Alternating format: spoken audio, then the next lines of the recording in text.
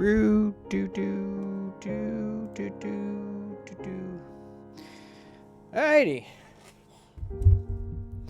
We've got our James Garfield information, but I figure let's do a little warm up and see how well we know the presidents. Let's see what we got here. Turn this down just a little bit. Alrighty, there are 47 presidents. Is that right? Jesus. It seems weird to me that eventually we're going to get it to be 100, 200. I mean, hopefully. So we run ourselves into the ground. But let's see. Oof.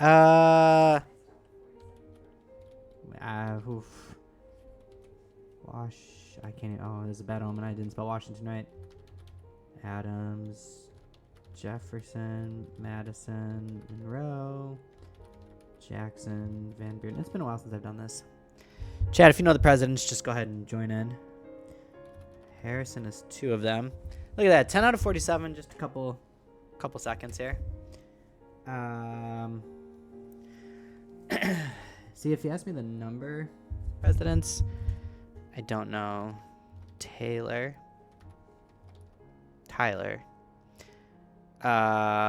Polk is in there somewhere. Yep, there you go. Still doing okay. Buchanan is before Lincoln, so I'm going to not go in order here. I can't spell his name ever. It's Buchanan. Nope. Buchanan. Pierce is right there. Fillmore, I think, is before Lincoln. Fillmore. There we go. Of course, there's Lincoln. I always try to do Lincoln last, so actually I'm going to skip him. Johnson is 2 of them. Of course, you've got Grant. Then you've got... Who is the 19th president? We're going to skip Garfield because that's what we're going to talk about today. We can go backwards. We know Trump. We know Biden. We know Obama. We know Clinton. We know Bush. We know Reagan. We know Nixon and Ford and Carter. And Kennedy. We got JFK. And we've got, Cleveland.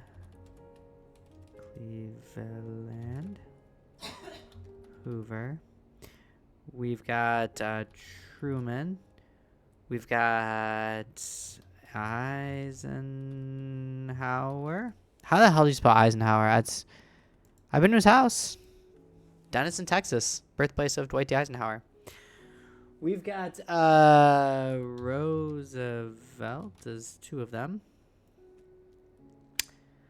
We've got Woodrow Wilson. Grover Cleveland. Martin Van Buren. Okay, these are where 39 to 47. You think Lincoln, Garfield, McKinley dies. Warren Harding dies in office, and who takes over for Warren Harding? Man, the president 1923 to 1929, 1909 to 1913.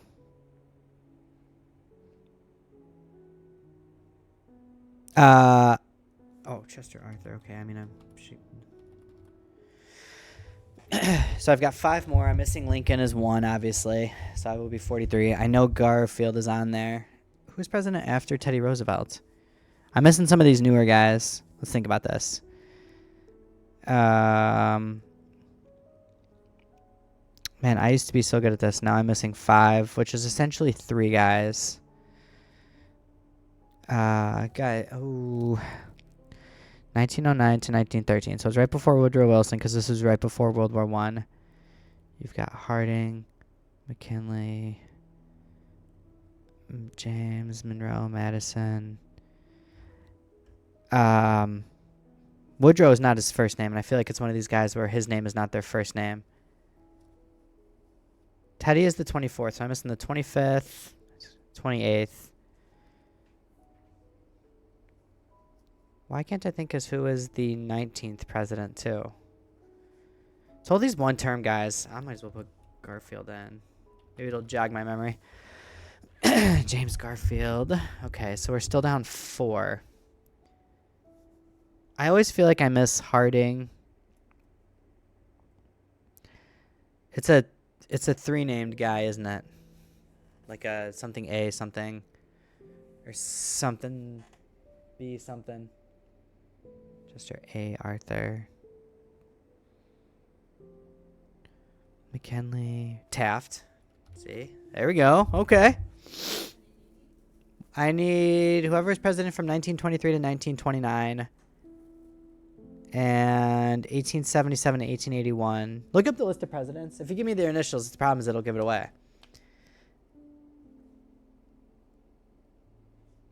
I need... Actually, could you look up... Yeah, I'm going to need them. Okay, 1923 to 19... Who was president right before World War I? Harding... Taft. I've probably been to this person's... it would be the... It's the president from 1923 to 1929. I think I'll need their initials. It's Calvin Coolidge, damn it. Calvin Coolidge. Okay, who is president after Ulysses S. Grant? That's number 19. Don't give me his initials right away. Does he go by like 3 names?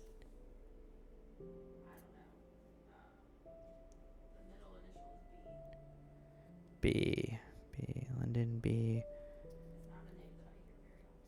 Is it like an old-timey name? Shoot. All right, give me his first and last initial. I need... H. Grant.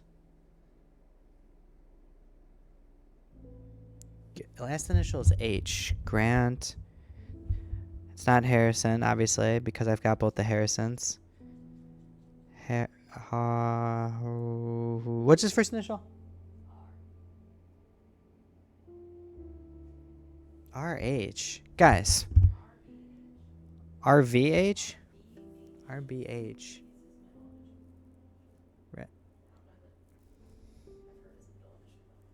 RBH. Man, Ulysses S. Grant gives way to RBH. He's a Republican. I know that because they're all Republicans following Lincoln. Richard.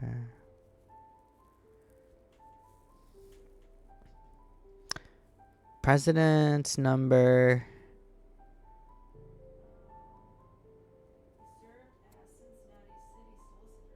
Oh, shit. So he's an Ohio guy. I will guarantee I've been to this guy's house then. I've been... our age.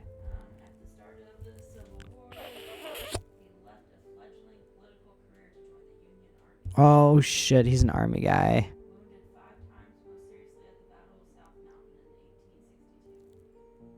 Oh, my God. I'm going to need it. Just give it to me. Oh, half-breed, so he's against Garfield.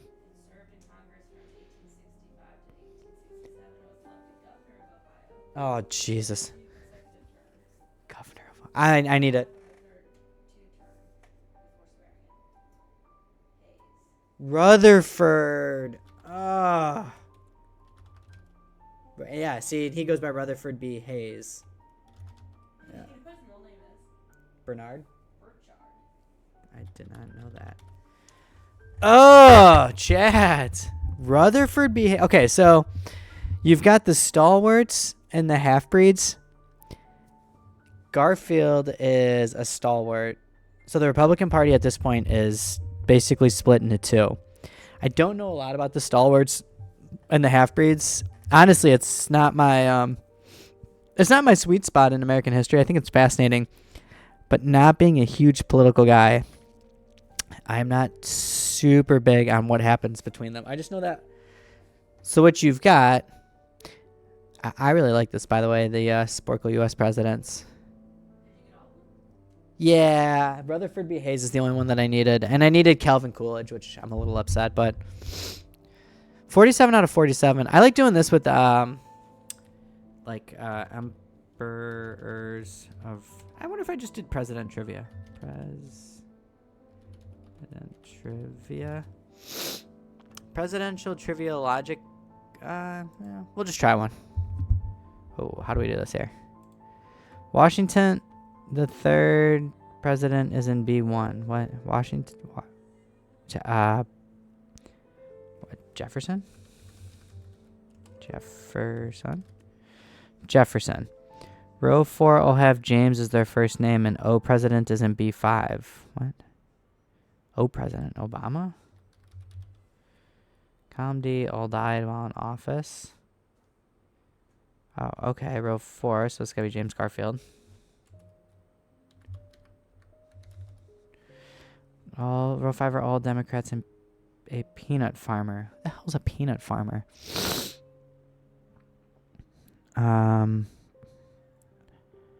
Peanut farmer. B4. I don't know who the peanut farmer is. All right, I'm gonna go back. I actually don't like this. We'll just try this one.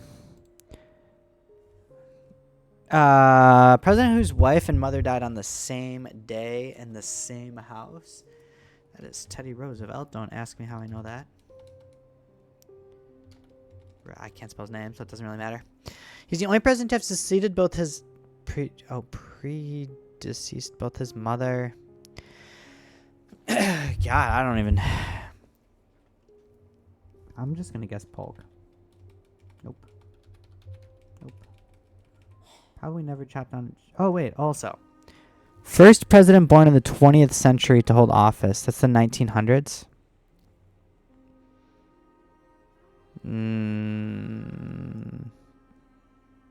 next one is Washington. That's an easy one. Only president to appear on The Daily Show while in office. He speaks Indonesian. Wow. I'm just going to guess Obama. Up to minute. Writing book stand. He wrote his own version of the Bible, eliminating the miracles in the early 1800s. So, I don't know. I could see this being Lincoln, honestly. Time Magazine's Man of the Year. Played rugby at... wait, a president played rugby? Didn't know that. Time Magazine's Man of the Year in 1992 and 1998. Just seemed like something Bush would do. I don't even know. James Madison was the shortest president. Became the first president to visit Alaska. Oh, who did we buy Alaska? It was William Seward is the guy we bought it from. Or, well, Russia.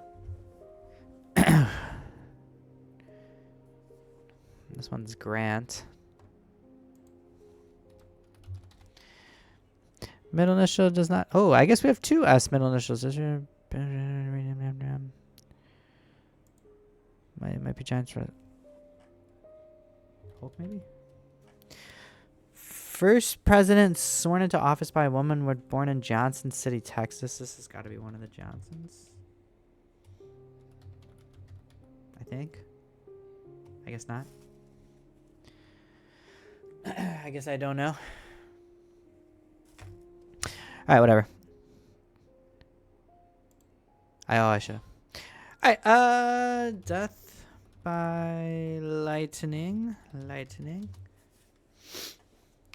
Okay, so here we go. If you haven't seen Death by Lightning, this is super cool. It's a Netflix production, supposedly by the two guys that made Game of Thrones, from what I read. I don't know how true that is. I've never seen Game of Thrones. This is a 4-part Netflix series which talks about the assassination of President James Garfield. And did Garfield really say death by lightning? Did he really say this? Okay. Yes, Garfield did say phrase related to his assassination. Assassination could no more be guarded against death by lightning. Yeah, Garfield, they mentioned this in the show, Death by Lightning, where Garfield says something like, he's going somewhere, and I think it's his wife that's like, hey, shouldn't we have some basically guards or whatnot? And he says assassination is basically by death by lightning. It very rarely happens, and you won't see it happening anyways, so not to worry. The irony is he will get assassinated. He's one of 4 presidents to be assassinated. Lincoln gets assassinated, I believe it's 16 years before Garfield.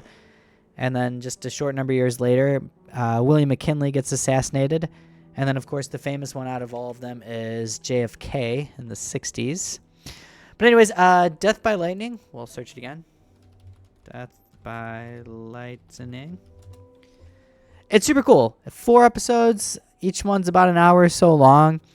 Goes over the events of James Garfield and Charles Cateau, who is the guy that assassinates him. But this right here, this is James Garfield. Old Jimmy Garfield. There he is. I have been to his house. I do not remember it. In fact, I wonder, let's see.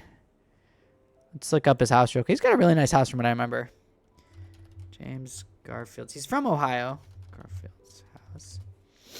There it is. James Garfield National Historic Site in Mentor, Ohio. Where are we at? There. Yeah, oh, yeah. I don't remember going here in the slightest, which is such a shame because now that I am old and wise, or older than I was when I attended going here, I'd probably really like this. I don't know if he lives anywhere else, but just some quick background on Garfield. I know I'm on his Wikipedia page. I won't get too far into his background just because of time. What you need to know, though, is born into poverty. He is one of your classic U.S. stories, kind of a rags to riches. I don't even know about riches, just rags to president. Ends up paying for college by himself, which I know a lot of people do today, but pretty crazy back in those times because he was like a janitor and a teacher kind of on the side as he's paying for college. Gets into politics, you can see on the side there, serves in a number of different capacities, House of Representatives, Ohio Senate, all that good stuff. Does fight in the Civil War, and I feel like I read one time he does a pretty good job. Eventually studies law, all that good stuff, kind of in and out of politics, post-Civil War. It's really, and what Death by Lightning starts is it doesn't mention any of that stuff. It kind of alludes back to his time during the Civil War, sort of, and they'll reference the war kind of every now and again. But where the show picks up is the Democratic National Convention of, well, whenever the 1880 election is. So the 1880 Republican National Convention, that is this right here. We'll click on this just because. There we are. I wonder if, let's see. Yeah, okay. So the show does a good job of when the 1880 Republican National Convention convenes, they're trying to figure out who to elect. A handful of people think that Ulysses S. Grant, who had already been the president for 2 terms, meaning if Grant would have won, it would have been the unprecedented 3rd term. That will not happen until FDR. Before now, you cannot, because there is a U.S. amendment that says presidents can only serve 2 terms, but that's a story for a different day. Anyways, Grant is looking to run for a 3rd term, but doesn't have the votes necessary. By this point, and this is where 1880s politics are kind of fascinating, honestly, and I think you could say this really in any time of politics. But in the 1880s, the Republican politics are somewhat split. They call them the stalwarts and the half-breeds. They're somewhere down here, I'm sure if you read. Yeah, okay, here's the half-breeds and the stalwarts. There they both are. Roscoe Conkling is the head of your stalwarts. James Blaine is the leader of the half-breeds. Basically, you have 2 different ways of thinking. We'll start with Conkling because he's probably the most polarizing figure of them. Here's Roscoe Conkling. So Roscoe Conkling was part of called them the stalwarts. And he was one that believed in the spoils system. If you've ever heard the phrase, like the spoils of war, basically if you win, you get to take all of the stuff that you've won. Conkling takes that to a political level, and it was, to the victor go the spoils, implying that he would just appoint basically his own cronies. They called it his political machine into important roles. Conkling was over the port of New York, which had immense power and generated immense wealth. So Conkling is real big on this. And I mean, I guess from Conkling's perspective, it does make sense to want to keep the spoil system because you are one of the most important people in one of the most important positions, arguably, in the country. So he wields immense power. James Blaine, that's going against him. Let's see, here he is. We'll just show you a picture. Here's Jimmy Blaine. James Blaine, leader of the half-breeds. Again, this is all within the Republican Party, so to a degree they have similar ideals, just not necessarily how to attain them. James Blaine is more of your, we should elect people based on merit. I'm sure if you asked a number of people, James Blaine may have been the guy for the job. Very well liked as far as what I've read. I can't say I know a ton about him. And I need to look into if he is from the same Blaine family. There was a Blaine in Lincoln's cabinets that ran postmaster, I believe. But I think the Blaine in Lincoln's party was Democrat while he is a Republican. So I don't know for sure. But if it is the same Blaine that I'm thinking of, or same family at least, it's a pretty prominent political family. Look, here's a portrait by Matthew Brady. Matthew Brady, by the way, was a huge, big-time photographer. Most of the fancy photos you see from, I don't know, the 1850s to 1880s are Matthew Brady. He's got that famous photo of Lincoln. Here, let's see. See if we can see some Matthew Brady photographs. Yeah, oh my God, look at all these people. I didn't know he took this one of John Quincy Adams. Look at that. I didn't know this Andrew Jackson one was Brady. I am learning. Zachary Taylor. I didn't know all these were Brady. Wow. So look at, he is the president guy. I guess I didn't realize how early his work is. I mean, Millard Fillmore is the president. Zachary Taylor is the president. Fun fact, Zachary Taylor's son-in-law was Jefferson Davis, president of the South. James Buchanan, he's got 1,001s of Lincoln, so. Photo of Abraham Lincoln by Brady on the day of his Cooper Union speech. I believe this is where Lincoln said, "A house divided against itself cannot stand." Look at young William McKinley, by the way. That might be one of our best. Look, Lauren, look at this guy. That's got to be one of the best looking presidents we've had. That dude becomes the president. In that photo, he definitely is. I don't know how old he is, but that's a good looking dude. Dang. Good for, I didn't know Brady took this. Wow. Yeah, so. Pretty interesting. Brady's son. Okay, anyways, totally unrelated. So you've got Blaine. You've got Conkling. Both on rival factions, each within the Republican Party. And in the 1880 Republican National Convention, they cannot seem to declare a winner of who the Republicans are going to nominate as their nominee. And even when James Garfield is there, he's not going there running for James Garfield. He's actually just going to give a speech on behalf of John Sherman, who is the brother of William Tecumseh Sherman, which I think is pretty cool. And Garfield goes and gives this real incredible speech. I don't think he actually mentions Sherman's name until the very end. He does say something, though, like, who is the only man for the job? And somebody in the back is like, James Garfield. And he's like, whoa, I'm not actually running, so please stop saying my name. Gives this incredible speech. People are like, wow, this Garfield guy is incredible. So even when the first round of ballots is being cast, Garfield does get one vote. And as there continues to be a stalemate, it just slowly becomes obvious, well known, that a dark horse candidate is needed, or sometimes you call it a compromise candidate. And the Republicans just will settle on James Garfield, much to the chagrin of John Sherman. And they do a good job showing this in Death by Lightning. I mean, he is like, I'm not supposed to be the president. That's not what I'm here for. But he does stumble into becoming the 1880 Republic nominee for president.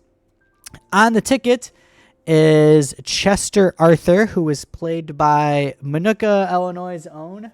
Shouts out Minooka. Nick Offerman plays him. Nick Offerman's dad is the mayor of Minooka, Illinois. No big deal. Anyways, they chose Chester Arthur basically as, it's kind of like what Lincoln does, where Lincoln's got his cabinet and he's like, hey, I'm going to have a whole bunch of people that don't necessarily agree with me or are Democrat or whatever the case may be. They choose Chester Arthur as somebody that Conkling backs. So you have different geographical candidates. Arthur, at this point, still wielded I'll say a considerable amount of power. A lot of people think that he was one of Conkling's cronies. And in Death by Lightning, they make it what I thought was real obvious. And I don't know enough about Arthur to say like, wow, they really portrayed him well, or no, he had kind of more of a backbone than he does.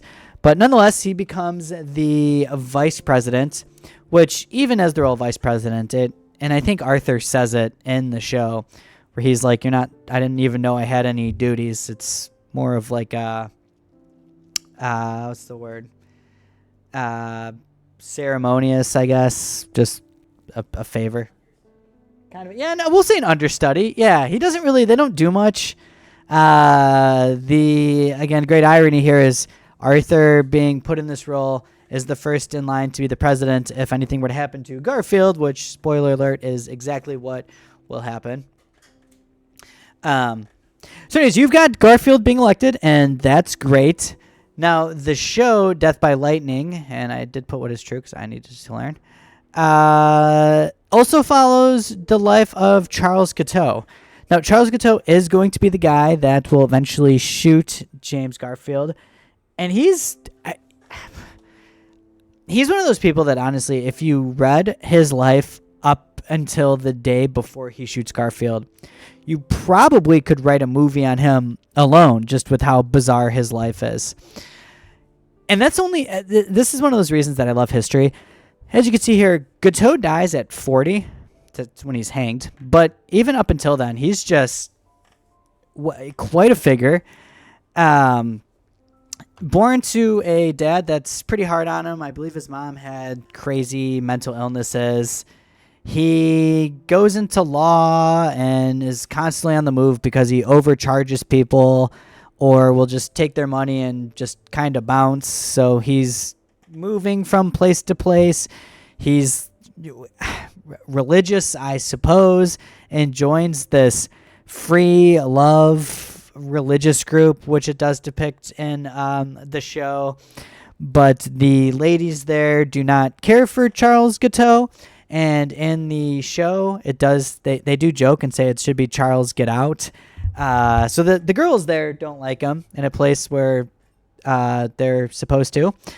Guiteau also claims that this organization, it's like the Oneida, something like that, owes him thousands and thousands of dollars for the work he did. If there's one thing that Charles Guiteau does is I think he takes everything ever said to him and takes it literally. It's like in school, he never learned A, sarcasm, or B, just how to read the room. So there are times where people are like, Charles, if it wasn't for you, we'd never be here. And he just takes all of this stuff to heart. Where it starts off in the show and what it shows a lot is Guiteau gave these things, they were called stump speeches.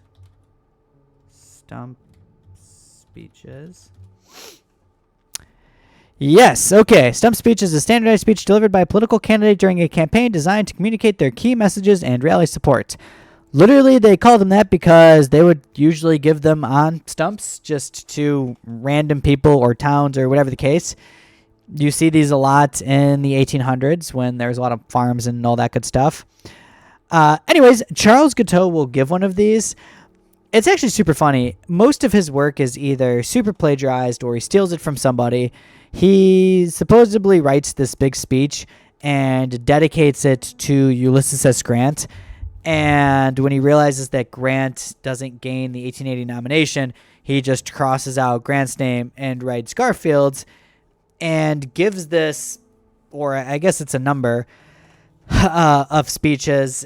He's not a great speaker. Nobody really comes and listens. His speeches do absolutely nothing for the campaign. But because he gave it, Charles Guiteau, who I've got on here somewhere, Charles Guiteau. Here he is. Yes, because he gives them, Charles Guiteau firmly believes that as Garfield wins, it only was because Charles Guiteau gave these speeches. That is why James Garfield ends up winning the presidency. So he believes, therefore, that he should be rewarded because it was solely on him that Garfield won. Again, this is where he's like religious and also not, because it's like this whole like it's divined by God that Guiteau gave these and Garfield won and a whole bunch of stuff like that. So in the show, it mentions a lot, or it shows a lot, where Guiteau just kind of shows up and meets Chester Arthur or Garfield himself or Garfield's wife. That really does happen a number of times. Charles Guiteau had a knack for just happening to be wherever Garfield or a lot of people, especially James Blaine, who at the time is the Secretary of State, which Death by Lightning does talk about. And he really wants a consulship to, at first, Austria, and then eventually he wants one for Paris, which never in a million years would have happened. He does. The true story is he does show up a couple of times, and he's like, hey, I would like to be the consul to Paris. And Blaine and Garfield are like, we don't have any idea who you are, so just go away. And he keeps coming back and coming back. I mean, if there's one thing he's good at, it's persistence. Eventually, James Blaine tells him something along the lines of, I never want to hear the consulship from Paris for the rest of your life. Go away, and basically just closes the door on him. There's one thing in the show that does not happen, by the way, as far as the meetings between the two. And that is the drunken night where Charles Guiteau and Chester Arthur run into each other. That doesn't actually happen. Now, he again, would have seen Chester Arthur a lot, but in the show, Chester Arthur is drunk beyond belief and basically says, I'll hook you up and all that good stuff. That was more or less dramatics, just to put the characters in the same place and whatnot. But yeah, that doesn't actually happen. He doesn't actually get drunk with Chester Arthur. Nonetheless, though, he does see them a lot. And when eventually he gets this realization that he's not going to become the consul to Paris, he real quickly decides that he's going to kill off James Garfield, because James Garfield is not stuck to his word, and he wasn't ending the spoil system, because clearly Garfield is choosing his own people. Going back to the spoil system on that thought, because that's Roscoe Conkling's big thing. Roscoe Conkling, and it talks about this in Death by Lightning, is he kind of goes toe-to-toe with Garfield in the sense where Conkling wants all of his own cronies elected, and Garfield wants nothing to do with that. So as Garfield starts to appoint his own people for jobs, especially in New York, Conkling needs something to do about this. Conkling will actually resign his spot in, I believe it's the Senate. Yeah, okay, if he's senator from 1881. He resigns his seat in the Senate thinking that New York will just vote him back in, basically saying, like, look at all this power I have in New York. I'm just going to go ahead and do that. Well, after he resigns his seat in the Senate, he doesn't get voted back in. It's like this big shock. His political career really does, I don't want to say go down in the drain, but he loses quite a considerable influence. He also is the same guy that tells Chester Arthur, don't accept the vice presidency. Arthur will anyways. Conkling does eventually back this, basically because he sees that he can make some sort of play and it can benefit him. That's really, I think, one of the reasons that people don't like Conkling, is he's really only in the politics for himself. You know, what can he do to make himself stronger in positions of power and all that stuff. But anyways, Conkling really will die in a snowstorm in 1888. That is true. I think it says it at the end. Just sticking with random Conkling stuff. And I thought this was interesting. Conkling here, there's a girl that he's with. It's his kind of side piece in the... I wonder if it'll talk about it on here. Because Conkling was kind of a ladies' man. It's Kate Sprague, and I just want to point her out for one. Yeah. Yes. So in the show, this is Kate Sprague. She is next to him during most of it. That is Kate Sprague, known as Kate Chase. If you've ever read Team of Rivals, which is all about Abraham Lincoln's presidential cabinet, Kate Chase is the daughter of Sam and P. Chase. She was like the number one girl in Washington during the 1860s. She was a strong supporter. What am I acting for slave? Yeah, everybody loved Kate Chase. She's got all these nicknames, and everybody says she's like the most beautiful girl in D.C. and all this good stuff. Here's her and William Sprague, who's kind of a dud. It made me so sad when I read Team of Rivals. She's got like all this potential, and she's fantastic. And she marries this guy, William Sprague, who's just some rich dude, and he's like a drunk and hates her, and I'm pretty sure she dies like penniless. It's really sad, the story of Kate Chase.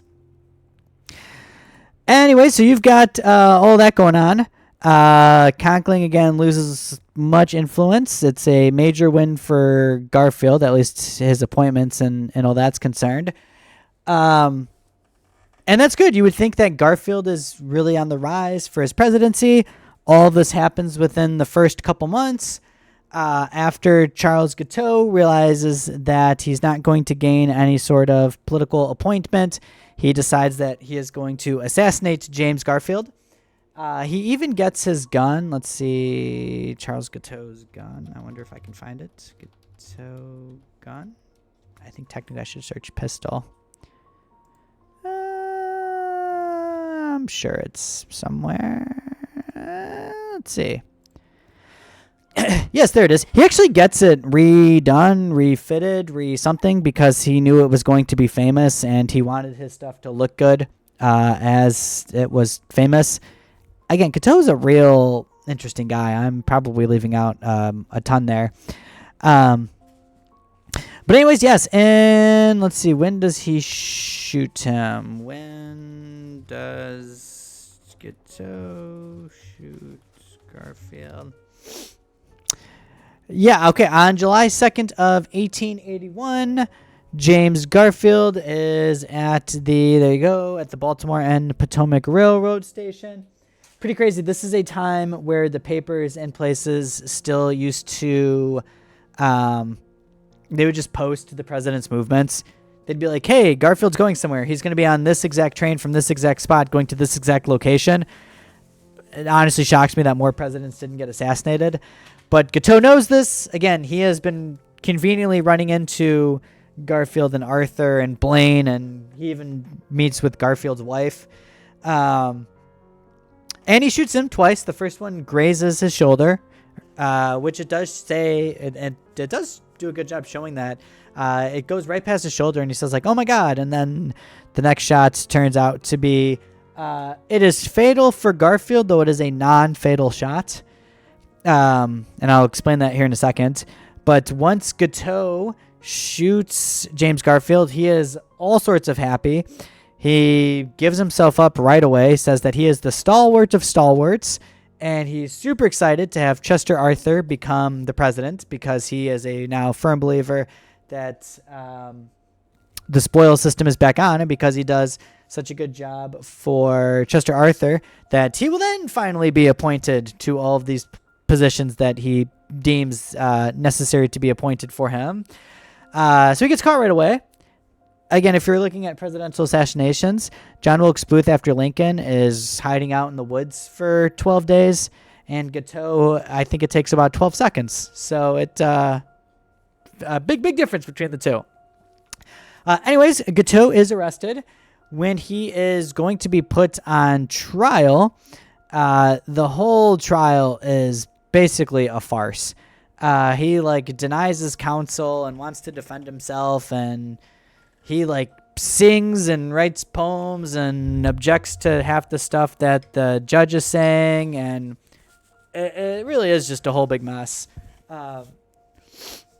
Gateau does plead for insanity, though that does not go well for Gateau because they say he is sane for his trial. Long story short, Gateau is sentenced to be sent to the gallows to be hanged, in which case it's 2 days before the anniversary of the shooting. So would that be July 1st? What is there, 30 days in June? 31 days in June? June 30th? What day does 30 days in June? 20 days, June, November.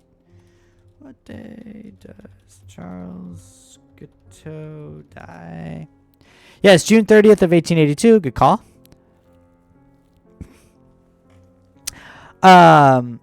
In the show, it is funny. As they're walking up to the gallows, he tells the executioner that he stubs his toe. That is a true story. That really does happen. It is so funny with Gateau. Even up until the very end, he is just full of antics. He does actually write that song poem thing that he sings right before they actually drop the noose. That is a real thing he does. He sings this little song poem that apparently he writes the day before. And when he is ready to be executed, he was supposed to drop the letter, which I believe he does, and then he is executed. There really is the autopsy. They really do take out his brain. I believe his brain, and in the show it says that they misplaced it. I thought, and I'm not going to look this one up, but I thought that his brain... Was it? I thought it said that they had, or it was in storage or something. I thought that his brain nowadays is at the Museum of Medicine and Brainology or something, and I thought that's where he originally was buried. Brainology is not the right word, I know. See, I actually, you know what? We'll search Charles Gateau's brain. Let's take a look at it. Charles G.U.I. Look at him from Illinois.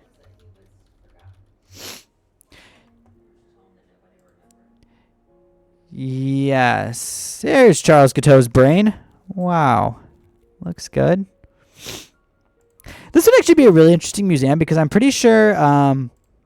okay, so here is what is left of the brain of Charles Gateau. Sweet.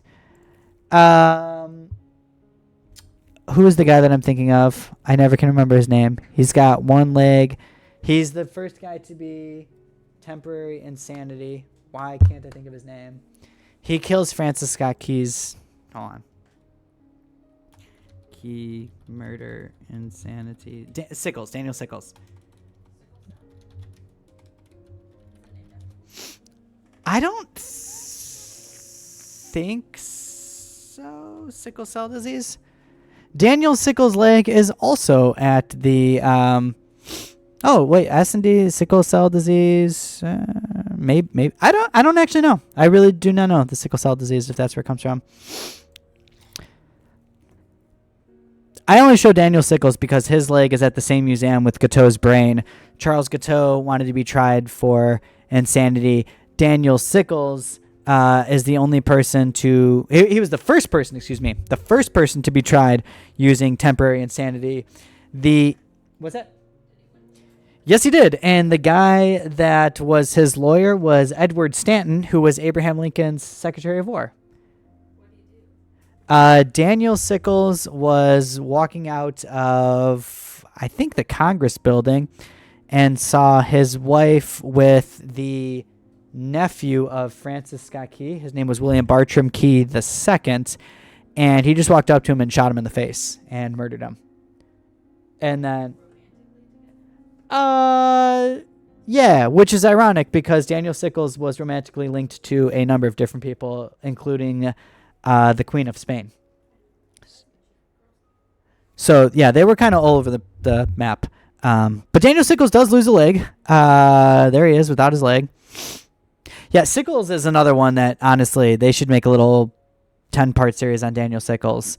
Almost loses the Battle of Gettysburg, so shouts out him. He is a very, very interesting guy. But anyways, going back to Jimmy Garfield here. So Gateau shoots Garfield. He gets hanged. It's very sad. No, it's not actually. Gateau is a scumbag, so... No. You are very correct. It's not. Garfield then. Let's search. Yeah, poor Garfield. Nobody remembers him. Once he gets shot, the show does do a good job of showing it, and I don't know all of the events super well. I'm honestly improving most of this here. But there is an African-American doctor that I'm pretty sure was there. If not, he was close. And he's like, whoa, he's shot. This is bad. But I'm pretty sure he says, it's... In the show, he says that he's got a 1 in 100 chance of surviving. I thought that he was like, it might not be super bad. Before he can do any sort of further examination, this guy, his name is Dr. Willard Bliss. Now, let me go ahead and say this. His name is Dr. Willard Bliss. Doctor is his first name, so he technically is Dr. Willard Bliss.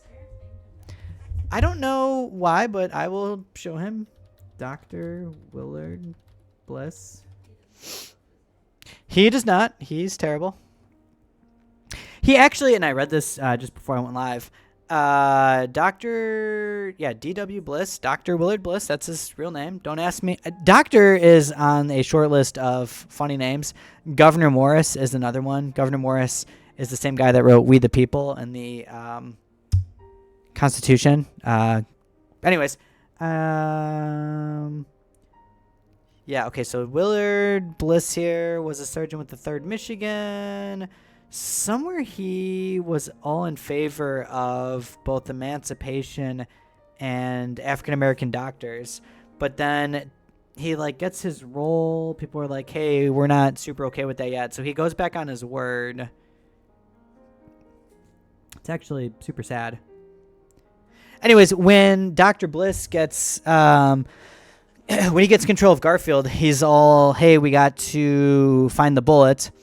Everybody's telling this guy, hey, man, we should wash our hands and not use gross medical equipment. But Bliss is like, yeah, I know all of that European mumbo jumbo, but I'm not going to pay attention to that because Europeans are Europeans and I'm just going to do it my way.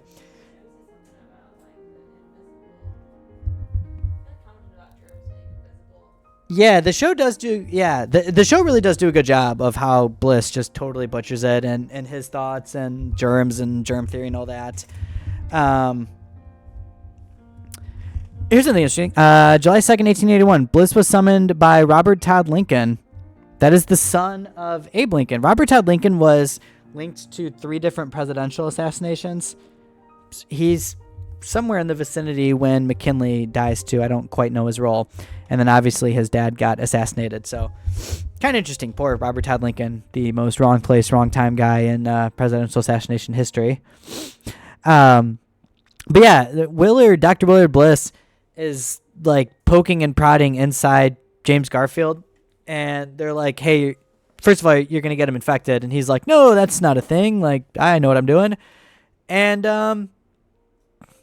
turns out that everything he was doing was bad and basically wrong. They really do it in the show. They bring in Alexander Graham Bell, the telephone guy, Graham Bell. Graham Bell thought that he can basically create a big giant magnet, or I guess a primitive X-ray, if you will, to find the bullet. He had been doing this on animals and Civil War soldiers and was like, I think I could find the bullet in Garfield. It's been working for him before. Bliss only lets him see, I think, the right side of Garfield because that is where Bliss is convinced the bullet is. Well, Graham Bell is searching the right side, and he's like, not there, it must be on the left. And Bliss refuses to let him locate it on the left side. And turns out that's where the bullet was all along. If Bliss just would have let Graham Bell see that, then bullet would have came out. At that point, I don't know if enough damage had already been done. Anyways, nonetheless, after 90-something days, James Garfield sadly passes away. When his autopsy takes place, they determine that he was non-fatally shot, and what ended up killing him was being infected. Basically, William Bliss just totally butchered it. Charles Guiteau is a total psychopath, but if he says one thing that's very, very correct, at his trial they say something like, "What do you say about killing Garfield?" And he says, "Your doctors killed him. I merely shot him," which honestly, out of all the things Guiteau said, that might be the best one. But yeah, Garfield passes away. It's super sad, and in the show, it is very sad. And yeah, excuse me, yeah, Garfield passes away. Chester Arthur then is next man up. And it all right there, boom, 1880. It's quite a time for politics. Conkling again kind of fades. James Blaine, who was the Secretary of State, and he plays a pretty prominent role in the series, ends up becoming the Secretary of State to, if it's not Cleveland, it's right around there. Chester Arthur does do a decent job at removing that spoil system and clears up the federal government to be promoted on merit and all of this good stuff. Though Chester Arthur, I think, goes down in history. We looked it up, and it was like he's just average. He's just a guy. Chester Arthur serves Garfield's remaining term and ends up passing away the following year. So he's not around for much longer than that, honestly. But yeah, it's an interesting saga.